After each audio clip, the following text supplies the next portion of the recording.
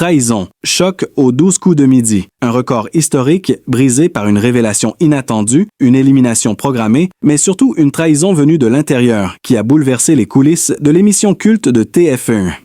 Le dimanche 6 juillet restera gravé dans les mémoires, non seulement comme la fin du règne du plus grand maître de midi que l'émission ait jamais connu, mais aussi comme le début d'un scandale silencieux qui gangrène la confiance au sein de l'équipe de production. Émilien, jeune étudiant vendéen de 22 ans, au regard timide et à la culture générale époustouflante, a quitté la scène après 647 participations et plus de 2,5 millions d'euros en gains, un exploit salué par tous, un parcours qui force l'admiration. Et pourtant derrière cette réussite se cache une blessure bien plus profonde, une brèche ouverte dans le cœur même de l'émission. Jean-Luc Reichmann, figure emblématique et animateur, adoré, n'a pas mâché ses mots. Il y a un traître dans l'équipe, a-t-il lancé les yeux embués de colère et de déception, une déclaration lourde de sens qui a glacé le sang des téléspectateurs et semé le trouble parmi les membres du staff qui pouvaient oser saboter de l'intérieur le moment le plus attendu de l'année qui a vendu la mèche révélant l'élimination d'Émilien bien avant la diffusion officielle. Comment une émission construite sur la confiance, la bienveillance et l'émotion humaine a-t-elle pu devenir le théâtre d'une trahison aussi brutale? La douleur de Reichmann est palpable. Il évoque un contrat moral rompu, une confiance trahie par quelqu'un qu'il connaît, qu'il respecte et qu'il emploie depuis des années. Les spéculations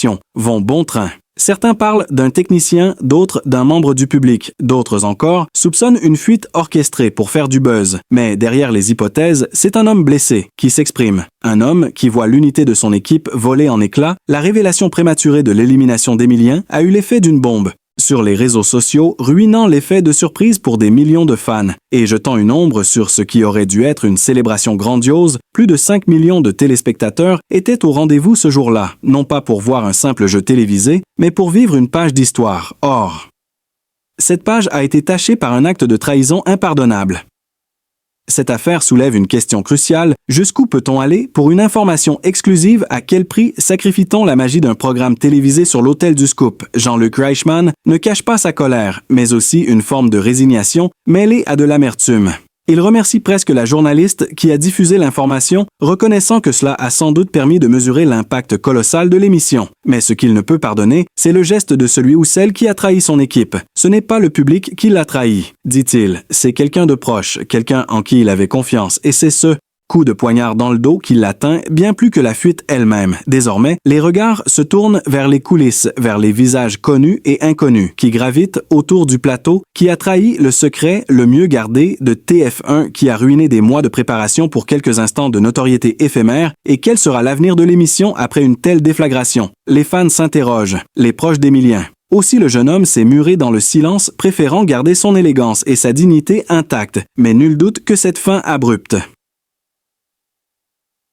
Abonnez-vous pour ne rien manquer des secrets et révélations choc des 12 coups de midi.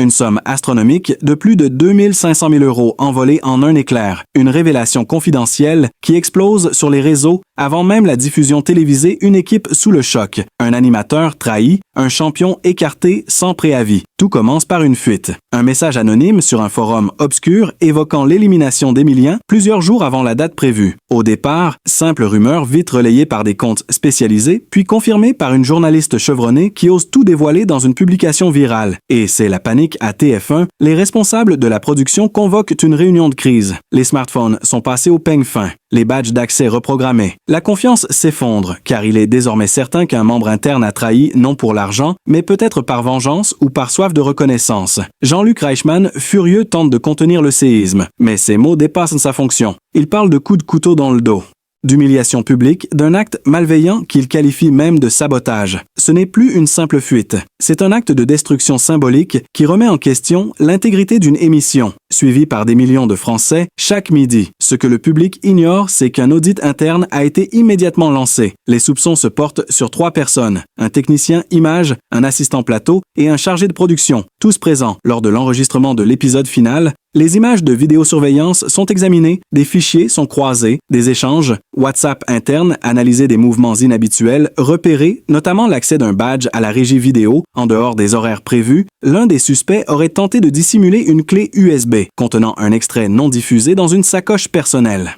Jean-Luc Reichmann refuse de citer des noms, mais en privé, il aurait confié à ses proches qu'il se sent trahi par quelqu'un qu'il considérait comme un membre de sa propre famille télévisuelle. Le climat est devenu irrespirable au sein de l'équipe technique. Certains collaborateurs refusent de se parler. D'autres craignent d'être écartés à tort. Une onde de choc traverse également les anciens. Maîtres de midi. Plusieurs d'entre eux expriment leur soutien à Émilien et dénoncent un système devenu incontrôlable. Un ancien participant affirme sous couvert d'anonymat qu'il avait déjà été témoin de comportements suspects lors de son passage. Une autre parle de manipulation en coulisses pour favoriser certains profils de candidats, des révélations qui viennent jeter une ombre inquiétante sur l'émission longtemps perçue comme un havre de bienveillance et d'honnêteté. La chaîne TF1 a tenté de calmer les esprits en publiant un communiqué laconique évoquant une enquête interne sans évoquer la moindre sanction, une stratégie de communication qui ne fait qu'attiser les soupçons dans l'opinion publique. Car pourquoi un tel silence? Pourquoi ne pas agir avec transparence? Face à une crise aussi grave, certains fans évoquent même un possible arrêt temporaire de l'émission pour reconstruire la confiance. D'autres réclament une refonte totale du système de production avec des règles plus strictes sur la confidentialité.